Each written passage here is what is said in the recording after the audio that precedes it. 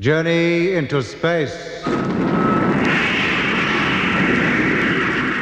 BBC presents Jet Morgan in Operation Luna. Jet Morgan and the crew of rocket ship Luna, having been stranded on Earth some 20,000 years before the time they left it, were able, with the help of the time travelers, creatures from another planet, to take off into outer space. Waiting for them 1,000 miles above the Earth were the spacecraft of the time travelers. By some means unknown to Jet, the strange ships were able to increase the speed of Luna to such an extent that all the crew lost consciousness, only to awake a few minutes later to find themselves hurtling through space at a tremendous speed on a circular journey through the universe and through time. And doubts about what would happen to them when they did get back to the 20th century then began to fill their minds. And what has happened to us physically? Have we grown older? You mean, does it take time to travel through time? Yes. Or do we return to the exact age we were before we made the journey? Well, this beard I've got ain't wasted any time growing, and I certainly feel a lot older. But if things do revert to what they were, we'll have lost all memory of this, of everything. It'll be like it never happened at all. Doc, get your diary. Well, what for? Get it, quick. Yeah, sure. What's the idea, Jet? You'll see. Here it is. Now, look back to the time when we first began to hear that strange music. Yeah, well? Is it all there? Yes, it's here. And the time we spent on Earth by the river, the appearance of the time travelers, is that all there? Yes, every word. Then start writing again. Record everything you can think of since you last made an entry. Everything. But why? Because if we do get back to the exact time before we journeyed through time, and we do forget all this, because by going back we can have no recollection of what is to come, that diary will be our only proof that anything happened at all. What if material things change, too, back to what they were? We can only wait and see until we sight the moon again. Only then will we know the truth. The truth about traveling through time, yes, Jet, but not the whole truth.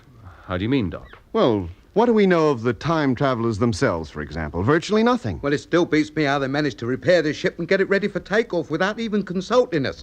I can't begin to make out how they do half the things they do. I expect the forest creatures would think much the same about us, if they could think. But that's different. Them forest creatures were men like ourselves, but the time travelers didn't seem to be. They look more like animals. Biologically speaking, man is an animal, too, but a very advanced one. It's the size of his brain that makes him superior. Well, them time travelers didn't seem to have extra big heads that I noticed. Well, the way you ran when you saw one, I wonder you had time to notice he had a head at all. There's no need to get personal about it. Come to think of it, their heads were rather large. They probably do have fairly big brains. What, you mean every clever man is a big head? Not necessarily, Lemmy. Quality is just as important as quantity. A race of men, or animals with large brains that are also of high quality, could do remarkable things. Well, now, let's face it. They were a large type of animal and much bigger than us. 12 feet high, at least. 12 feet? Well, that's a bit of an exaggeration, Mitch, I must say. Well, how tall would you say they were, then? Well, 9 feet, certainly no more. 12 feet. Do you agree they were that tall, Doc? I wouldn't have said they were more than 7 feet at the most. Now, what kind of brains have we got? We can't even size them up. Well, we couldn't run them over with a tape measure, could we? The shock and surprise of seeing them seems to have upset our judgment. But if we can all differ so much about their size, how clear are we about what they look like? Well, in spite of what Dr. Mitch said about his nibs having a monkey face, he didn't look like a monkey to me when he showed himself on the screen. What did he look like to you, then? Well, he had a face more like one of them fruit-eating bats that you get in India. I don't think you'd have said that if you'd have stayed long enough to see him. Why not? Well, because on the screen he appeared in black and white. When we saw him in that sphere, we saw him in full color. And his face was bright blue and purpley red, just like a mandrel's. Well, he looked like a bat to me. And what about this armadillo business? Well, it was his skin that reminded me of an armadillo. It was more like a bony armor. Just his skin? He wasn't shaped like one? Well, how could he be? He stood up on 2 legs and had long arms. But he looked more like an animal than a man. Yes. That's the trouble with us human beings. We think any other form of civilization anywhere in the universe must be produced by creatures like ourselves. We won't grant it could be different. Well, how different could it be? Oh, very different. Man's pattern of civilization could be only one of many variants. Well, I don't see how. Well, just consider man's history. First, he's little more than an animal, like those forest creatures. But even so, I wouldn't mind betting that if you could look thoroughly into their way of life, it would consist principally of 2 things. What? Well, a practical approach to the necessities of living, like the manufacture of tools and weapons. Isn't the other? The desire to express themselves in some way, an artistic streak. Artistic? What, them gorillas? I bet that even now, back there on the Earth some 20,000 years ago, there's at least one man in every family who spends a good deal of his time carving or drawing the world he sees about him. Or if he doesn't do that, he's busy wasting his time banging a hollow log with a couple of bones for drumsticks. And he's probably better at that than he is at planning his tomorrow. You mean that man is essentially an artistic creature? He always has been. He'll paint, draw, sing, and dance because he can't help it. He'll build a house or make a spear because he has to, or die. Well, I don't see the point of all this. What are you getting at? Just this. Supposing man, instead of developing his artistic trend first, had developed his scientific one. Yeah. Supposing all the scientific knowledge man has now had been known to the Greeks or the ancient Egyptians, and that over the centuries since, his store of knowledge had grown proportionately. Well, Well, where would he be today? I hate to think. Well, where would he be? Probably where the time travelers are now, or a long way towards it. Eh? You mean that's how the time travelers have got where they are? By developing along purely scientific lines? Why not? You mean they have no arts, literature, sculpture, music? He'd never heard of music. He didn't even know what it was. Yeah, but that underground city, it was beautiful. What was beautiful about it? Well, the flowers, for one thing. That was nature, not the time travelers. They're not responsible for flowers. What, you mean they could have them flowers all growing there and not appreciate them? All the wonderful bright colours? Who knows if they can even see colour? They may live in a completely grey world, like a dog. All right. But how about the way the city was laid out? Those spheres and the domes above the ground. Perfectly symmetrical and beautiful because of it. Yes, to our eyes. But they could mean no more to the time travelers than, well, a technical efficiency. There is beauty of a kind in a triangle, in a circle, in an ellipse, but none of these things expresses anything. They don't arise from an emotion any more than a mathematical equation does. A plus B equals C. It's an expression of a truth, that's all. Well, then, what about their kindness, their generosity, their willingness to help us? A tree bears its fruit. You eat it and are grateful. If you were a savage, you might thank the tree and give it something in return. But it doesn't mean the tree is kind or generous. It does it because it can't help it. What do they do for fun, for relaxation? If they have any form of amusement, I saw no sign of it. Maybe we're their idea of fun. Maybe they get their relaxation by knocking people like us from one century to another and back again. I shouldn't think that'd amuse them.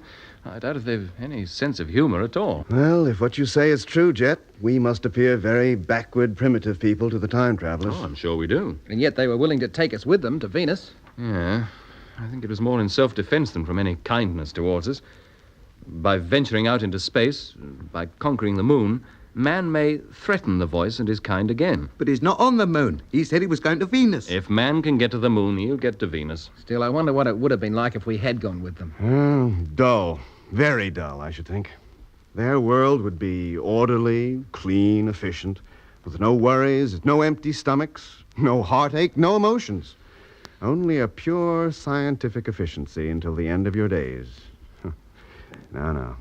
Not the life for an inquisitive do-or-die being like man. Well, I wonder if we shall see the time travelers again. When do you mean, now or in the future? Oh, I mean now, before we reach the moon. Well, I hope so. Otherwise, how shall we know what to do when we get there?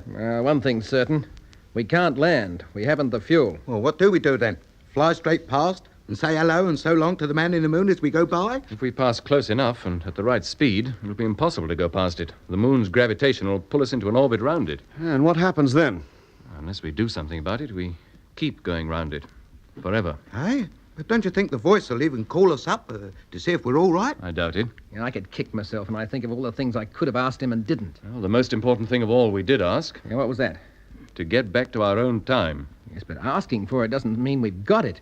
We're still out in space. There's no sign of the sun or the Earth, let alone the moon. And we can still remember where we've been and what's happened to us. I'm not so sure it did happen. The old thing's already beginning to seem like a dream to me, and a bad dream at that. Yes, Lemmy, we'll probably all wake up soon and find out it was. Yes, that's what I'm scared of. Huh? That's why you must get to work on that diary, Doc. Write down everything you can remember before you lose it. Yeah, sure. Meanwhile, Mitch and I'll keep televiewer watch.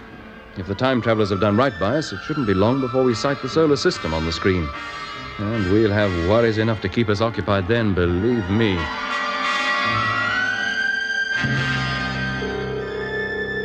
Do you think that can be it, Mitch? The sun? Our own sun? What else could it be? It's been getting bigger all the time. Yeah, but not big enough for us to see its planets yet, if it has any. Well, the rate we're traveling, it won't be long before we do see them. Supposing we don't slow up. Supposing we do go shooting right past. Well, supposing we haven't arrived back at the right time. What are you two trying to do? Cheer me up or something? If that is our sun, the Earth will be revolving around it. And it'll have cities on it. Towns, ships, houses, men. Not prehistoric men, but men of our own time. Men and women who look like us and think like us. Yeah, and down in Australia, there's a radio operator waiting for me to call him up and tell him that Luna has left the moon and is on her way back to Earth. We've already done that. The last message we sent was to tell them we were going to circle the moon. You don't think they could hear us from here, do you? I doubt it, Lemmy. Even if they could, it would take some minutes before you got a reply. Well, I can wait.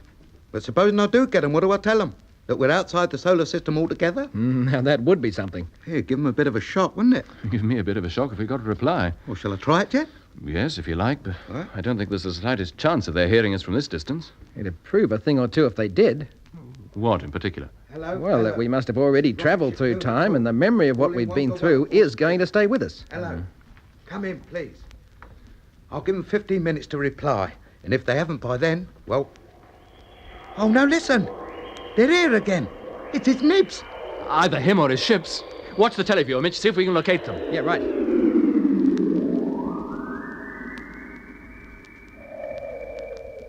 Hello, Luna. No, wait. Where did that come from? From the radio. Let's get over there, quick. Hello? Hello? Luna calling? I know. Where have you been? Eh? We've been waiting for you. It took you a long time to get here. A long time, he says. It must be all of 40 minutes. Where are you? A long way from you. You should have opened up your radio before. I've been trying to call you. Oh. Tell me, have... I don't think you need worry about anything. You mean we've made it? I think so. But we haven't finished with you yet. How do you mean, haven't finished with us? You want to land on the moon, don't you? No, we don't. Look, we haven't got enough fuel. We used it nearly all up taking off from the Earth. Then I will have to arrange things a little differently. Well, how? You had better all get on your couches and strap yourselves in. What are you going to do? Help you get back to your own time. What, you mean we're not there yet? If you were, you wouldn't be out here in space, would you? No, I don't suppose we would. Do as he says. Get on your bunks. Right. Okay. Hey, Doc, Yeah, did you hear that? most of it. I've been trying to take it down. Well, you better stop now. Things are about to happen. Right. And let me know when you're all strapped in. I'm fixed. Yeah, me too. Hello, can you hear me? Yes? We'll be all set in just a few moments. Very well. This is the last time you will hear from me. Why? Where are you going? To Venus. To my new home. Oh, well, we'll look you up in about 10 years from now, then. That we shall see. I hope our meeting has been of benefit to you. It has, very much. Remember, our ships will always be watching you. Eh? Are you all strapped in now? Yes? Say, wait a minute before you go. Look, there's something I want to ask. Hello? Hello? Blimey, what's going on? What's happening? Lie flat, everybody. Oh. Lie flat. Don't move. Truth! Oh! Hang on.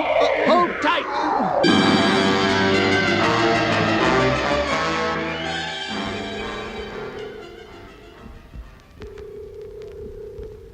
Well, don't look any different from the other side, does it? Craters, mountains, plains, just the same. Didn't expect it to be all that different. Hey, Jet, come over here. Look at this. What? Look, directly below us now. It's the biggest crater I've ever seen. About twice the size of Copernicus. Yes, I can see it. But it's crammed full of little craters, tiny ones in regular lines. Yes. There's a tendency for craters on the Earth's side to form lines of a sort. Here, Jet, you know something? No, Lemmy, what? I've got that weird feeling that I've done all this before. Strange you should say that, Lemmy. So have I. A very strong feeling. Yeah, well, I haven't. No man on Earth, alive or dead, has ever seen the other side of the moon. You couldn't possibly have done it before. Keep working that camera, Doc. Get as many pictures as you can. You bet. They're going to get the surprise of their lives back home when we tell them about this.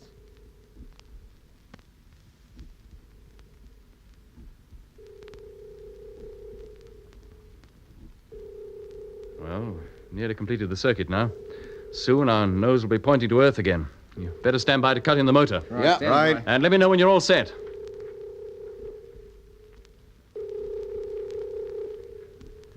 Okay, Jet. Okay. Okay, Cut the stern teleview, Lemmy. Switch on forward view. teleview up, forward view, on. There she is. The Earth. Directly ahead. You said that, Mitch, as though you hadn't seen it in years. I feel like I haven't. But you saw it not 50 minutes ago, just before we took off from the moon. Position, Lemmy? Coming into center, 5 degrees. Doc, stabilizer. Stabilizer. 4 degrees. Mitch, motor. Oh, wait a minute. Hey, what's the matter? The fuel, there's hardly any left. What? But you said there was plenty. Oodles of it, you said. Well, there's not now. Look, something's wrong. We've lost it somewhere. 3 degrees. We must have used up much more than you thought. We couldn't have done. Not on a moon takeoff. We shouldn't have used half of it. 2 degrees. Have we got enough to set us on course for Earth? Yeah, just about. No more. Well, stand by to switch in motor. Standing by. 1 degree. Contact. Speed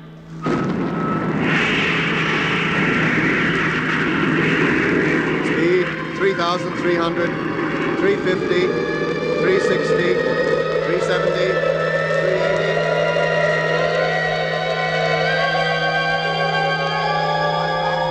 5,100, 5,200, 300, 400, 500, 600. Cut the motor. Earth dead center. Course correct. Cut the stabilizer, Doc. Stabilizer cut. Well, that's that. On course, correct velocity, and we're heading for home.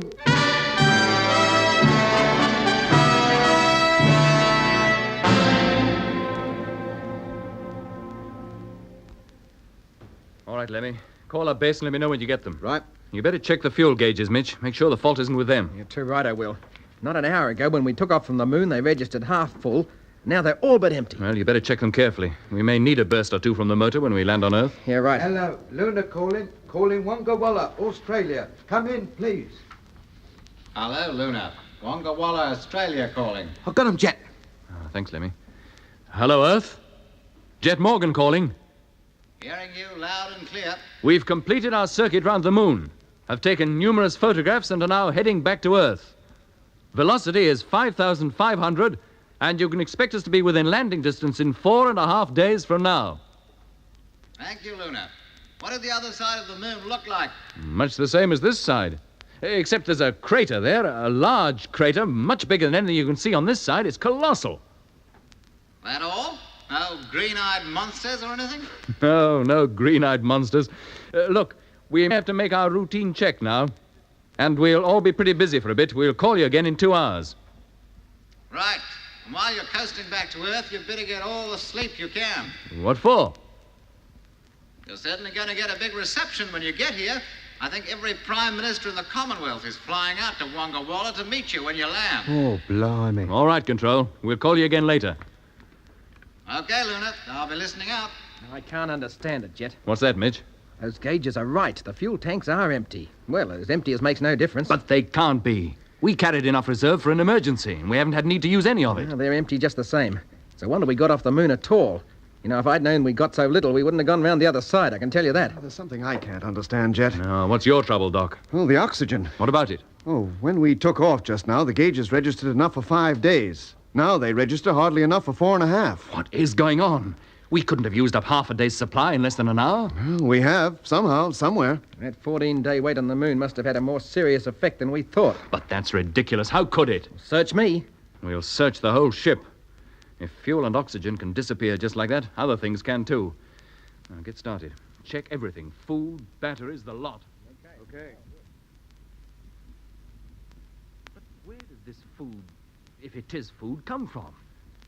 This isn't anything like the stuff we brought with us. It seems to have undergone a complete chemical change. And the fruit juice and cold tea has changed to water.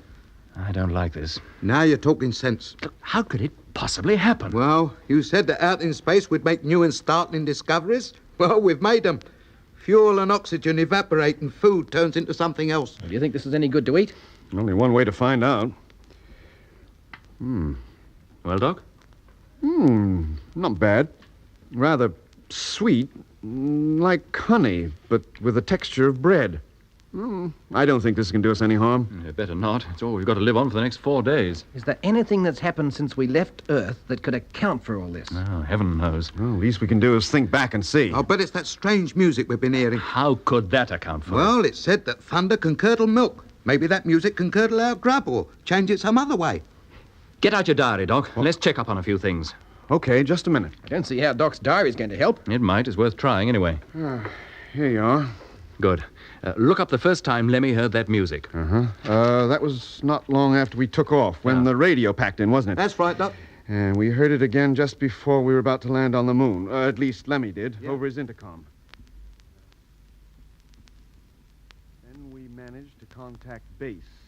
We told them we'd been stranded on the moon throughout the lunar night, but that everything was now working again. We were about to take off, but would circle the other side of the moon before returning to Earth, which we are now doing. It's all very strange, isn't it?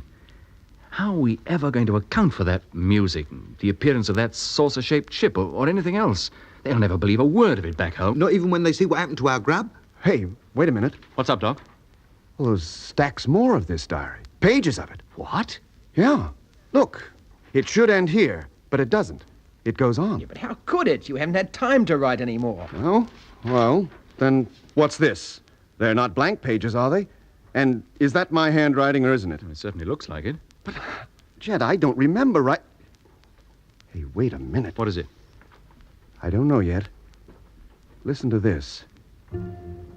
November the 20th, 1965. Earth time. November 20th? That's today. It is now more than 2 hours since we left the moon and found ourselves in these new and frightening circumstances.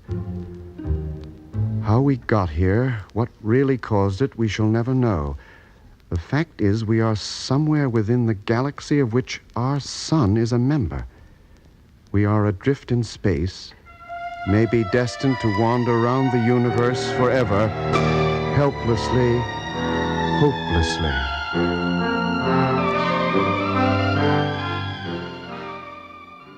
Return to Earth again in our time remains to be seen. We can only put our trust in the time travelers and hope they pull it off. If they don't, these words may never be read by anybody, and the story of our strange adventures will die with us.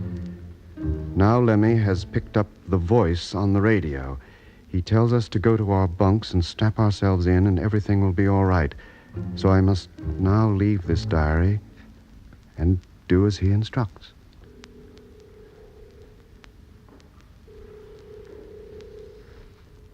Do any of you remember anything about what Doc has just read? Well, not me, Jed. Nor me, but I did have a feeling we'd been round the other side of the moon before. I had the same feeling, Lemmy, but as for what's in this diary, it's all new to me. Yes, but it seems that's why I told you to write it all down in case we did forget it. That could account for the fuel and oxygen shortage. And the food being all different. But are they going to believe all this back on Earth? I can hardly believe it myself. Well, they'll either think we're plumb crazy or we cook the whole thing up as a practical joke. Blimey, wait a minute. What is it, Lemmy? Where are you going? You'll see. He's turning out the locker, the one with the specimens of the moon rock and soil in it. Lemmy, what are you doing? Leave all that stuff alone. Ah, got it. Got what? This. It was still there, where Doc's diary said we put it, in the locker. What is it? It's the knife. The prehistoric stone knife that Jet found outside the ship. Good heavens, then it must be true. Every word of it. We could never have picked up a thing like this on the moon. Yeah, but we could have brought it with us from Earth to substantiate our story. Well, Doc could anyway. Hey, wait a minute. Are you accusing me of fixing the whole thing up, Mitch? You brought the diary, didn't you? You could have brought the knife, too. Newspapers would pay a lot of money for this story back home. Now, look, Now, if wait you a think minute, you can... two. Let's not start arguing. The whole thing is absolutely fantastic, but I don't think anybody's trying to pull anything. Well, then how can you explain it? I don't know. Strange things have happened to all of us in the 3 weeks since we left Earth. Yeah, you tried telling Earth about them. See what they have to say about it. I'm going to call up control. To be laughed at? No, to tell them we're short of fuel and may have difficulty landing. Oh. We'll look deeper into that diary and all that's connected with it before we breathe a word of it to anybody at home. Well, now you're talking sense, Jet. If we're not careful, all the reception we'll get will be from a bunch of psychiatrists. Get base, Lemmy, will you? Yes, mate. I can't understand it at all, Jet. I don't recall writing one word of any of this. Hello. Rocket ship Luna calling Wonga Walla. Come in, please. Hello, Luna. Standing by. Hello, this is Morgan speaking. Hello, Jet. Everything okay? You're dead on course. We're plodding you all the way. We're out of fuel. What? Yes, and landing may be a bit tricky. You can land all right. You can glide in, and we've got bags of room for you. The whole outback is at your disposal. Oh, I haven't any fear of not landing us safely. It's just that I can't guarantee to put her down on the launching ground. You may have to go out into the desert and look for us. Well, don't worry, Jet. We'll be ready. We'll find you. Good. I thought I'd better warn you now while there was plenty of time. No other news? No, nothing else. What news have you got? What's been happening back home? You're the biggest news we've had for years. Oh, except for one thing. Oh, what's that? Well, there's been another flying saucer scare, the biggest we've had since the 1950s. What? and sighted over Australia by a dozen independent eyewitnesses. What did these saucers look like? Like saucers, of course. Circular aircraft anyway, about 20 of them, flying at tremendous speed and in a circular formation. Well, half an hour ago, they were sighted over America. You better keep a lookout for them, Jet. Maybe they're trying to steal your thunder. Yes, we will. A lot of nonsense. What makes you think so? Something cooked up by the newspapers, inspired by your trip. What else could it be? It could be a lot of things. Don't tell me you believe in them, Jet. Oh, I'm not saying I do or I don't. I don't believe or disbelieve anything until it's proved, or otherwise. Same here. When will you be calling again? In 2 hours. Right, I'll be listening. Good luck on your return home and happy landing. Thanks. Thanks, Wongawalla. Thanks a lot.